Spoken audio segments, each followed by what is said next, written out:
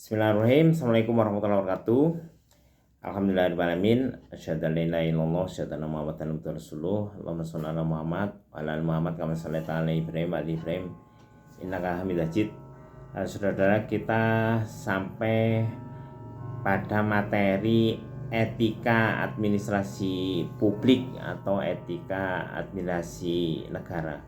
Jadi setelah kita membicarakan tentang etika, fungsi etika, tujuan etika, maka kemudian kita masuk ke materi etika administrasi publik atau etika administrasi negara. Nah, saudara, etika administrasi publik atau etika administrasi negara itu sebenarnya juga merupakan bagian dari etika administrasi ya. Jadi kira-kira memberikan kaidah bagaimana administratur harus melakukan tindakan-tindakan administrasinya gitu ya. Saya ulangi, jadi etika administrasi itu definisinya adalah bagaimana para administratur itu melakukan tindakan-tindakan sesuai dengan kaidah. Yang dimaksud adalah tindakan-tindakan administrasinya. Karena tentu kita perlu ketahui, saudara, bahwa administratur dengan para klerek gitu ya, kalau dalam bahasa Belanda, itu tentu seharusnya memiliki tindakan-tindakan yang berbeda ya. Jadi administratur, yaitu yang dimaksud itu adalah para pimpinan, itu tentu harus memiliki tindakan-tindakan yang jauh lebih bagus ya. Saya menyebutnya begitu, jauh lebih terhormat ya, daripada yang bukan administratur, kira-kira demikian. Karena apa? Karena para pimpinan itu, saudara, itu menjadi suri tauladan bagi orang-orang yang dipimpinnya. Kalau orang-orang yang dipimpinnya melakukan tindakan apapun lah, kira-kira begitu ya, itu tidak menjadi pusat perhatian. Tapi ketika seorang administratur melakukan tindakan apapun itu sudah menjadi perhatian. Ini patut dicermati bukan saja di era-era masa lalu ya, saudara. Di era sekarang itu menurut saya itu jauh lebih ketat, karena perhatian terhadap para administratur itu menjadi jauh lebih intens ya.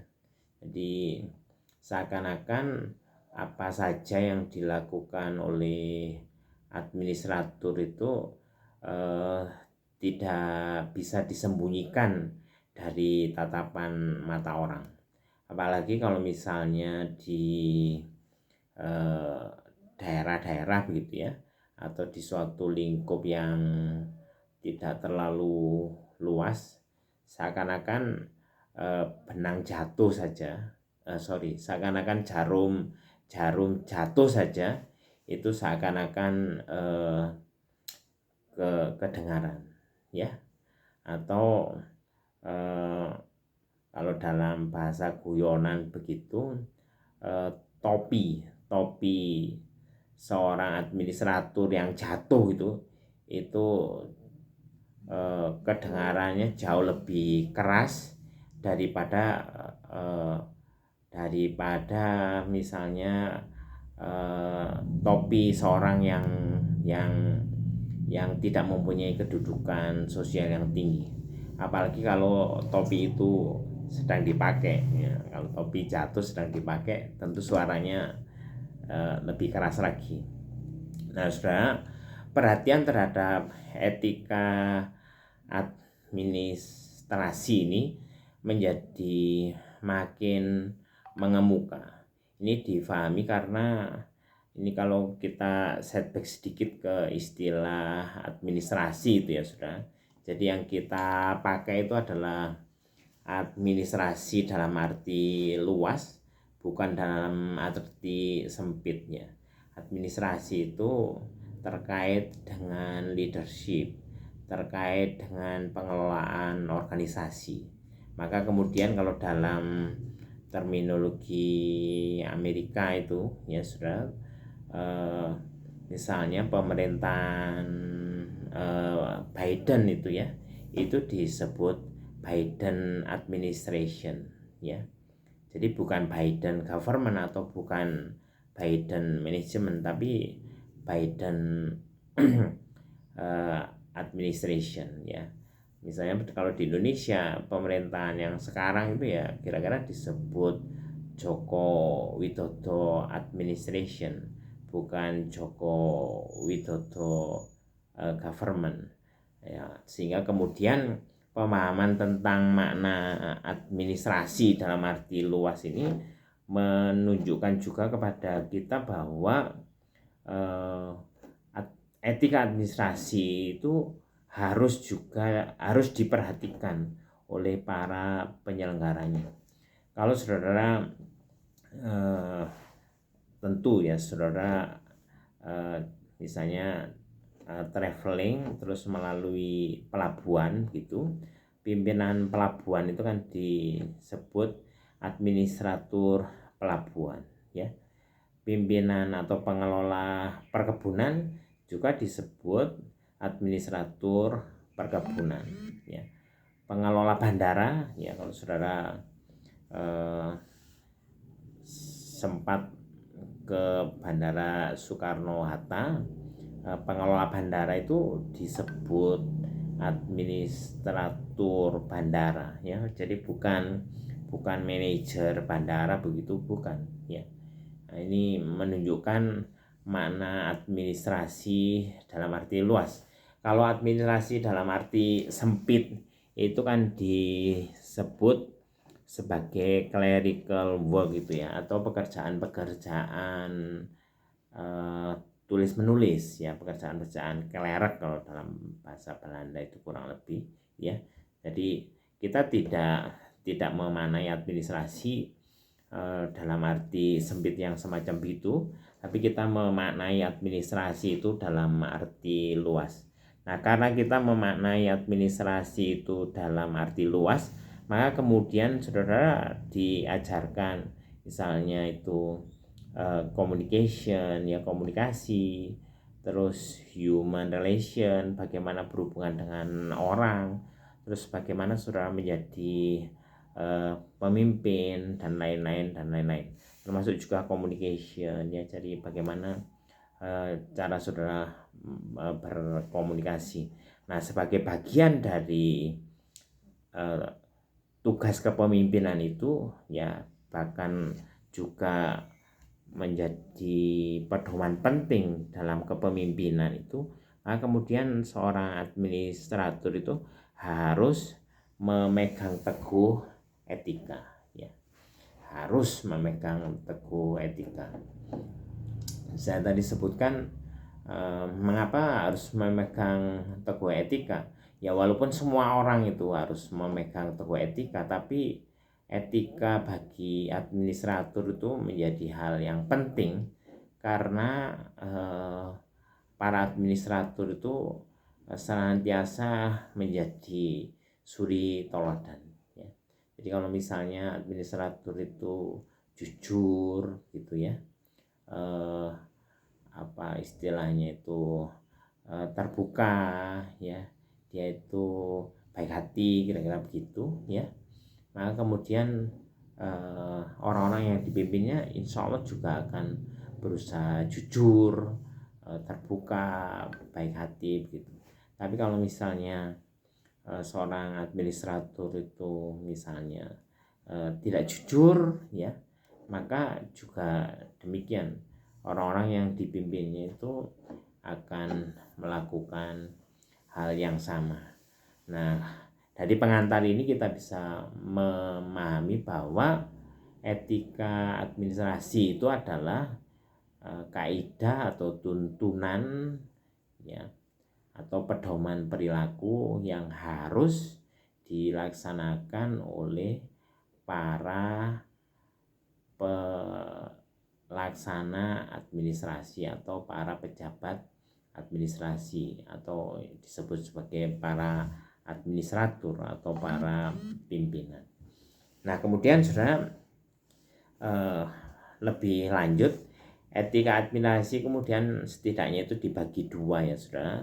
Itu yang disebut ada etika administrasi publik, ada etika administrasi bisnis ya. Kalau etika administrasi publik itu adalah kaidah etika yang harus dipegang oleh para pejabat publik, kira-kira demikian ya saudara. Kalau etika administrasi bisnis itu adalah kaidah-kaidah pedoman perilaku yang harus dipegang oleh para administratur bisnis. Saya ingin memberikan penekanan terhadap perbedaan ini ya saudara. Saya berpendapat bahwa etika administrasi publik itu meskipun sama-sama harus juga dipegang oleh para administratur publik ya. Etika administrasi bisnis harus dipegang oleh para administratur bisnis, akan tetapi perhatian terhadap etika administrasi publik itu menurut saya harus lebih ditekankan. Mengapa demikian? Karena kalau kesalahan para pejabat bisnis itu dampaknya itu tidak lebih luas daripada kesalahan yang dibuat oleh administratur publik ya. Jadi ketika administratur publik itu melakukan suatu kesalahan itu dampaknya itu akan jauh lebih luas daripada kesalahan yang dilakukan oleh para administratur bisnis ya. Itu saya kira menjadi kaidah penting. Meskipun kemudian kita tentu paham bahwa yang namanya kesalahan itu baik dilakukan oleh administratur publik maupun administratur bisnis ya tetap saja menjadi suatu hal yang dampaknya luas ya. Dan juga kemudian kira-kira saudara dalam pandangan bahwa administratur publik dan administratur bisnis itu makin berpengaruh dalam kehidupan manusia lah, kira-kira begitu, dalam kehidupan masyarakat, maka sebenarnya kemudian dampak dari pelanggaran etika ini pada akhirnya tidak bisa kita tidak bisa kita batasi ya. Artinya itu begini, kalau misalnya etika administratur publik itu dilanggar oleh para administratur publik, itu dampaknya tadi kan luas ya. Nah, bagaimana dengan etika administrasi bisnis? Sama juga etika administrasi bisnis itu bisa berdampak yang juga luas ya. Saya ambil contoh saudara, korupsi atau corruption itu ya. Korupsi itu kalau menurut saudara kira-kira yang pertama pelakunya itu para administratur bisnis apa administratur publik? Yang kedua, dampak dari korupsi itu kira-kira dampaknya itu kepada masyarakat secara keseluruhan ya, kalau dibandingkan antara korupsi yang dilakukan oleh administratur bisnis dengan administratur publik, kira-kira luasan mana ya. Barangkali pertanyaan penting yang terlebih dahulu kita perlu jawab adalah pelaku korupsi itu yang lebih banyak itu administratur bisnis atau administratur publik ya.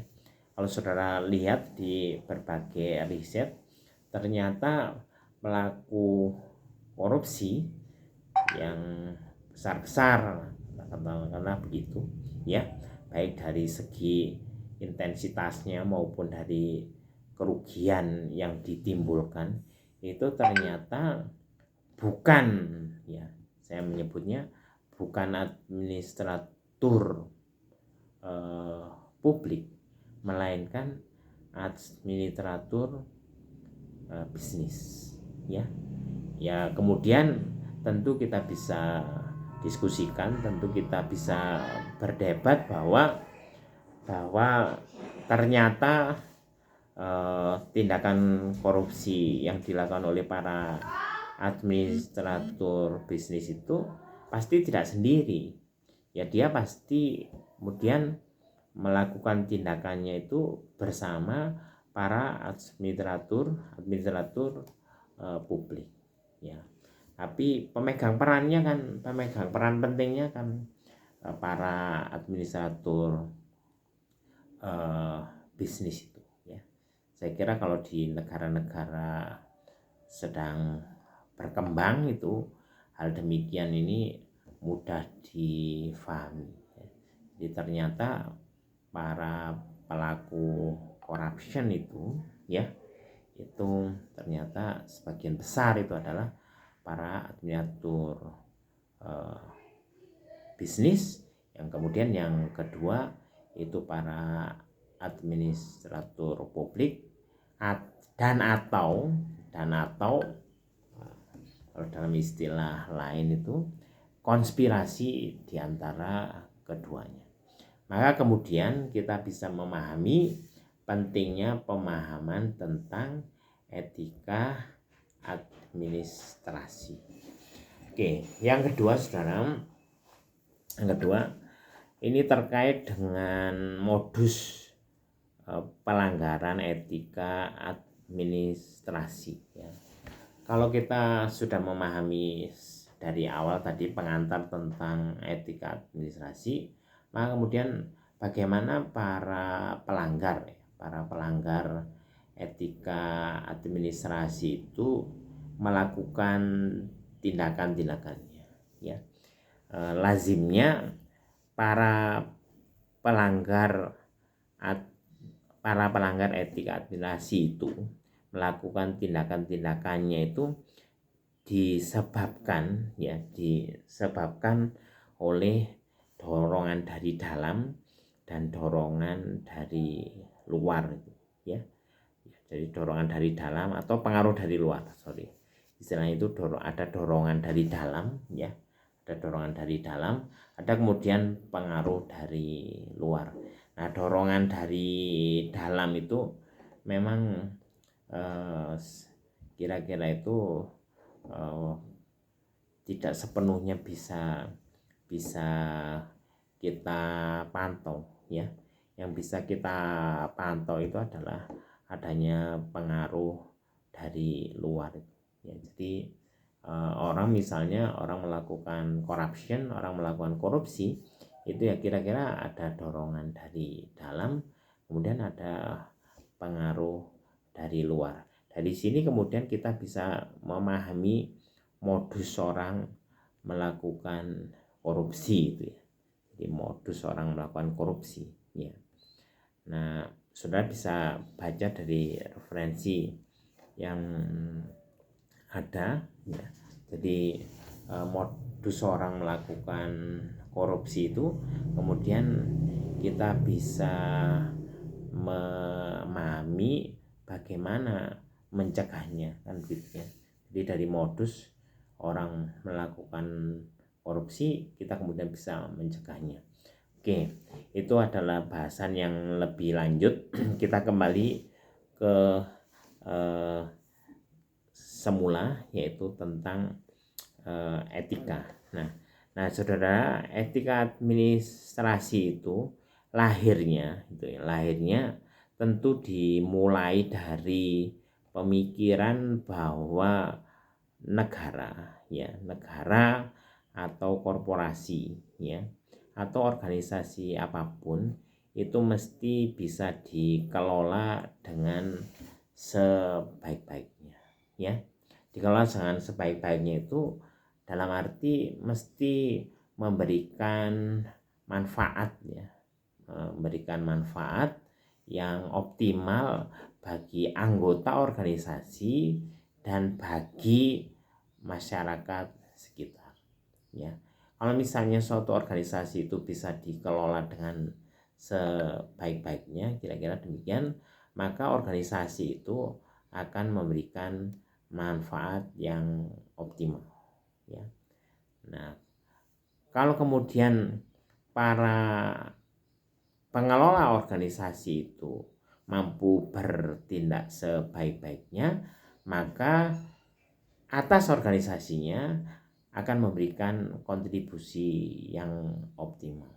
Kontribusi optimal ini tentu saja diberikan oleh para anggota organisasi, terutama itu adalah para pimpinannya. Ya.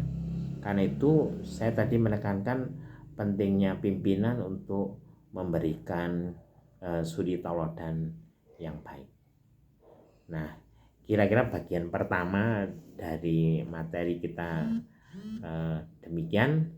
Kita akan sambung dengan bagian kedua. Billahi taufiq wal hidayah. Assalamualaikum warahmatullahi wabarakatuh.